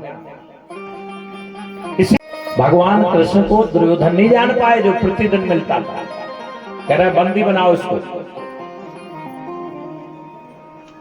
अर्जुन नहीं समझ पाया। मैंने ये प्रसंग कई बार सुना भी दिया। अर्जुन जिसको भाई मानता था, रिश्तेदार मानता था, और जब ज्ञान मिला युद्ध क्षेत्र में तो कह रहा है आप तो योगियों के योगेश्वर। मैं भी नहीं मानता था पहले। बोली वृंदावन बिहारी लाल की। आज कंस ने यज्ञ की तैयारी की, अक्रूर जी को भेजा। मन में एक कल्पना कर रहे हैं कि अगर बुलाया और मार दिया तो, क्योंकि शंका है, साकार में हरदम शंका बनी रहती है। और ये कौन है, जहां प्रेम अधिक होता है वहां पर भी शंका हो जाती है।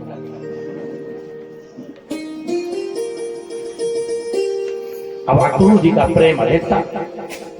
2 घंटे का रास्ता भी नहीं था, मात्र आध घंटे का रास्ता था। अक्रूर जी ने सोचा कि आज जाऊंगा, उससे बात करूंगा, वो संसार का रचयिता है, उससे मिलूंगा। तो खो गए। रथ कहीं जा रहा है, घोड़े कहीं जा रहे हैं, वो बिल्कुल ध्यान में मग्न हो गए। जहां रास्ता आध घंटे का था वहां 6 घंटे में पहुंचे।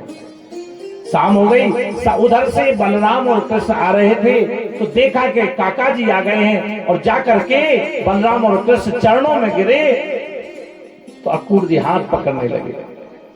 बोले कन्हैया यही नाटक तो तुम्हारा समझ में नहीं आता। बोले काका आप जानते हैं मैं कौन हूं, लेकिन आप रिश्ते में तो मेरे काका हैं। बोले सुनोगे नहीं मैं क्यों आया हूं? बोले मुझे पता है आप मुझे लेने आए, लेकिन ध्यान देना ये ब्रजवासियों से मत बताना। अगर आप बता दोगे कि मैं तुम्हें लेने आया हूं और सीधे बता दोगे तो ये मर जाएंगे, तुरंत मर जाएंगे, हमारे बगैर एक सेकंड नहीं रह सकते। इतना प्रेम। अक्रूर जी गए और नंद बाबा के महल में पहुंचे। शाम का समय था, नंद रानी सबको भोजन करवा के भोजन कर रही थी यशोदा मैया, और अक्रूर जी नंद बाबा बैठे। नंद बाबा ने पूछा सुनाइए कैसे आगमन हुआ? उन्होंने कहा मैं कृष्ण बलराम को लेने आया हूं। इतनी बात मैया यशोदा ने सुनी तो जो हाथ का ग्रास था वो हाथ में रह गया, जो मुंह का ग्रास था वो मुख में रह गया। मैं अपने कन्हैया और बलराम को अपने नजरों से दूर नहीं करूंगा। कन्हैया और बलराम दौड़ के आए, मां के चरणों में गिरे। बोले मैया तू कहीं नहीं जाने देती मुझे, मैं कहीं गया हूं? देख मेरी उम्र 11 वर्ष आज और 56 दिन की हो गई, मैं कहीं गया नहीं हूं। कभी तो कहीं घूमने जाने दिया कर। मैया को तो देखो भोजन वहीं छोड़ दिया। रात भर चर्चा होती रही। प्रातः काल जैसे ही ब्रज की गोपियों ने सुना, उनके भक्तों ने सुना, तो लाखों की भीड़ उनके दरवाजे पर आ गई। गोपियां मन में सोच रहे कि प्रेम तो प्रेम पहले जगाते हैं, और जब प्रेम जग जाता है तो ये छोड़ के चले जाते हैं। बारिश चली आज तो गोपिकाएं मन में बड़े ब्रह्म हैं और ब्रह्मा को दोष देने लगी। हे ब्रह्मा इस सृष्टि में सब कुछ लिखते, लेकिन मेरे कन्हैया से बिछुड़ने का आपने कलम क्यों चलाई? ये बिछुड़ने का लेख क्यों लिखा? रात भर चर्चा। प्रातः काल रथ को तैयार किया गया। नंद बाबा बोले चिंता मत करो, मैं बालकों के साथ पहले जा रहा हूं और अपने कन्हैया और बलराम की रक्षा करूंगा। रथ में जैसे ही बलराम और कन्हैया बैठे, अंदर से पागलों की तरह मां दौड़े हुए यशोदा आई। अरे कोई नेक रथ को तो रोको। बलराम और कृष्ण रथ से उतरे और मां की स्थिति देख करके चरणों में गिरे। मैया कहती है कन्हैया आज पता चला लाला तू मेरा पुत्र नहीं है। सोचिए जिस मां ने ये मान के पाला है कि मेरा पुत्र है, उसे 11 वर्ष बाद पता चले कि मेरा पुत्र नहीं है, उस मां पे क्या गुजरे।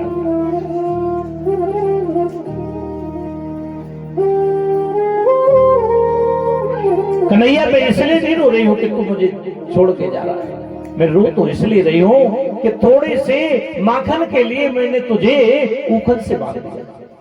अगर मैं जानती कि तू मेरा पुत्र है तो मैं तेरे साथ ये, तू मेरा पुत्र नहीं है तो मैं तेरे साथ ये व्यवहार कभी नहीं करता। सारे संसार को चलाने वाला वो भगवान कृष्ण आज हिलकियां मार के मां के प्रेम में रो रहा है और अपने मां को हृदय से लगा लिया। मां कौन कहता है कि मैं देवकी नंदन हूं? आज से संसार में मैं यशोदा नंदन के नाम से जाना जाऊंगा। आज से मैं यशोदा नंदन कहलाऊंगा। मैया को उसी अवस्था में छोड़ के जब रथ आगे ले जाने लगे तो ये गोपी दौड़ के पहुंची किसके पास? किशोरी के पास। क्यों तुझे पता नहीं क्या कन्हैया छोड़ के जा रहा है? जा रहा है मुझे पता है, फिर भी तुम मिलने नहीं जा रही। किशोरी कहती है कि अगर मैं मिलने जाऊंगी ना, मेरा प्रेम स्वार्थ नहीं है कि प्रेम प्रेम सब कोई कहे और प्रेम न चीने कोई, और औघट प्रेम पिंजर पड़े, प्रेम कहावे सो। कन्हैया मुझसे इतना प्रेम करता है, वो इतना प्रेम करता है कि अगर रास्ते में मुझे देख लेगा तो अपने जीवन को, देश को बदल देगा। और प्रेम जो है वो मिलने का विषय नहीं है, प्रेम तो त्याग का विषय है, प्रेम तो छोड़ने का विषय है, और प्रेम तो बलिदान का विषय है। इसलिए मैं कहता हूं संसार में कोई प्रेम नहीं करता है। प्रेम तो हमारी गोपिकाएं करती थी, प्रेम तो हमारी किशोरी करती थी, जो कन्हैया से तो उनके सामने इसलिए नहीं जा रही है कि कहीं वो अपने जीवन के उद्देश्य को ना बदल जाए। सारी गोपिकाएं बिलख रही हैं, रो रही हैं, गा रही हैं। क्या गा रही हैं? जा रहे हो तो जाओ, ब्रज छोड़कर सबका दिल तोड़कर, प्यारे ऐसा कन्हैया नहीं पाओगे, नहीं पाओगे। जा रहे हो तो जाओ, ब्रज छोड़कर सबका दिल तोड़कर, प्यारे ऐसा कन्हैया नहीं पाओगे, नहीं पाओगे। ना जाओ, ना जाओ, ना जाओ, ना जाओ।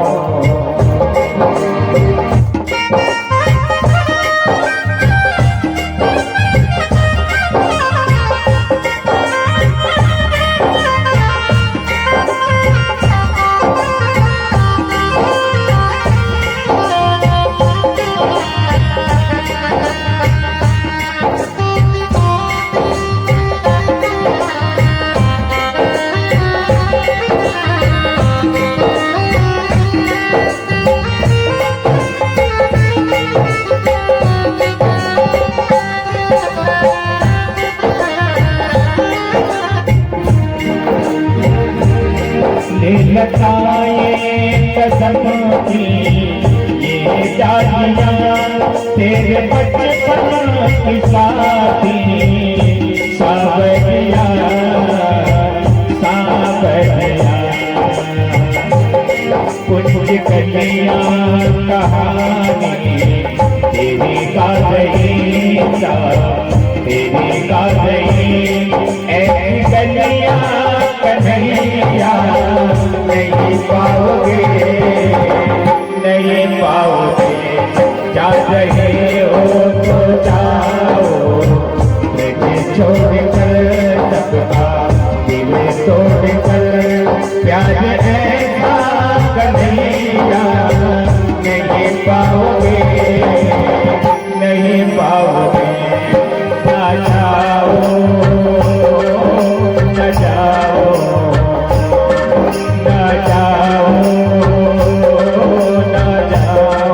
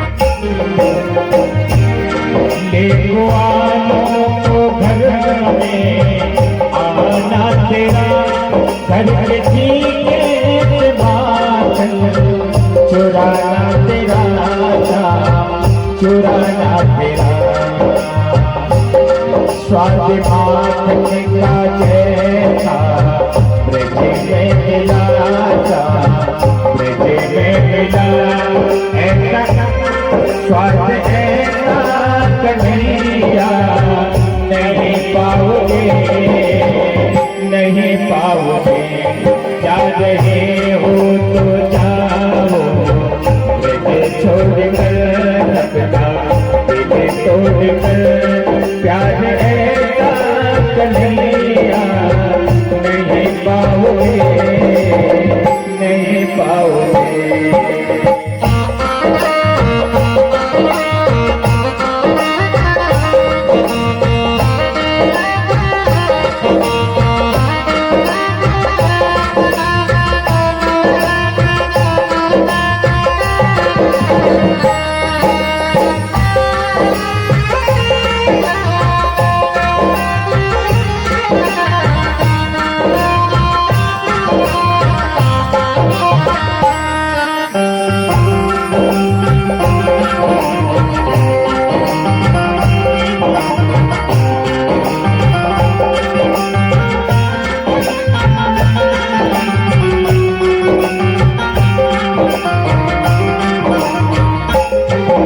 तो फाइनली आज षष्ठम दिवस की कथा को विराम दे करके हम लोग लौट रहे हैं यहाँ से वापस घर के लिए।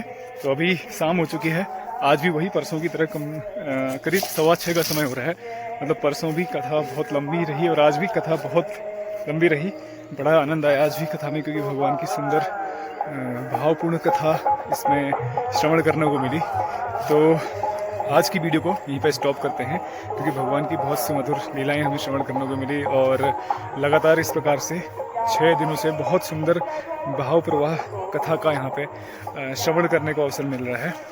तो कल जो है सप्तम दिवस की कथा होगी और उसके पश्चात फिर परसों जो है भंडारा है यहाँ पे। तो सभी आमंत्रित हैं भंडारे में और कल की कथा आखिरी दिन की कथा है सप्तम दिवस की। तो कल की कथा में भी इसी प्रकार आने का हम प्रयास करेंगे और कल की कथा को भी इसी प्रकार श्रवण करने का प्रयास करेंगे और कोशिश करूंगा कि आप लोगों को भी श्रवण करा पाऊँ। तो आज की कथा में बहुत ही अद्भुत प्रसंग भगवान का, जो भगवान जब वृंदावन से ब्रज छोड़ के जाते हैं और उसके पश्चात गोपियों से जो उनका संवाद होता है और उसके बाद कंसवध के बाद जब उद्धव जी आते हैं, उद्धव गोपी संवाद, बहुत ही मधुर लीला और जो भाव पूर्ण भक्ति है, भाव की जो चर्चा आज की गई अद्भुत रही। तो चलिए आज की वीडियो को ही स्टॉप करते हैं। उम्मीद करता हूँ आपको ब्लॉग पसंद आया होगा। ब्लॉग पसंद आए तो इसको लाइक कीजिए, शेयर कीजिए और कमेंट कीजिए। साथ ही साथ बेल आइकन प्रेस करना मत भूलिए। बेल आइकन प्रेस कीजिए ताकि कोई भी हमारा नया ब्लॉग पब्लिश होगा तो नोटिफिकेशन के माध्यम से आपको मिल जाएगा। तो हमेशा से हमारे साथ ऐसे बने रहने के लिए आपका बहुत बहुत धन्यवाद। मिलते हैं नए ब्लॉग में, तब तक के लिए राधे राधे।